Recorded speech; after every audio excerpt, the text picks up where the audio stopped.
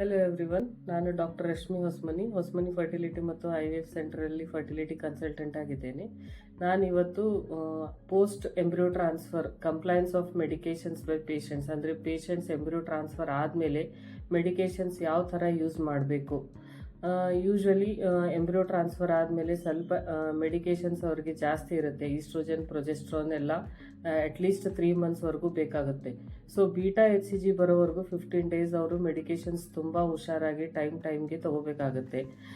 Plus positive ಬಂದ ಮೇಲೂ ಸಹ ಟಿಲ್ 3 ವೀಕ್ಸ್, ಅಂದರೆ ಅವರಿಗೆ ಕಾರ್ಡಿಯಾಕ್ ಆಕ್ಟಿವಿಟಿ ಆಗೋವರೆಗೂ ನಾವು ಎಂಬ್ರಿಯೋ ಟ್ರಾನ್ಸ್ಫರ್ ಮಾಡಿದ ಮೇಲೂ ಸಹ ಅವರಿಗೆ ಮೆಡಿಕೇಶನ್ಸ್ ಕರೆಕ್ಟಾಗಿ ತಗೋಬೇಕಾಗತ್ತೆ. ಎಂಬ್ರಿಯೋ ಕ್ವಾಲಿಟಿ ಸರಿಯಾಗಿದ್ದು ಎಂಡೋಮೆಟ್ರಿಯಮ್ ಚೆನ್ನಾಗಿ ಬಂದು ಯಾಕೆ ಇಂಪ್ಲಾಂಟ್ ಆಗಿಲ್ಲ ಅಂತಂದರೆ ಅದು ಕಂಪ್ಲೈನ್ಸ್ ಆಫ್ ಮೆಡಿಕೇಶನ್ ಮೇಲೂ ಹೋಗುತ್ತೆ. ಅವರು ವೆಜೈನಲ್ ಟ್ಯಾಬ್ಲೆಟ್ಸ್ ಸರಿಯಾಗಿ ವೆಜೈನಾದಲ್ಲಿ ಒಳಗಡೆ ಇಟ್ಕೋಬೇಕಾಗತ್ತೆ. ಪ್ಲಸ್ ಮೆಡಿಕೇಶನ್ಸ್ ಅವರು ಸರಿಯಾಗಿ ತಗೊಂಡ್ರೆ ಅದರ ರಿಸಲ್ಟ್ ಅವರಿಗೆ ಸಿಗುತ್ತೆ.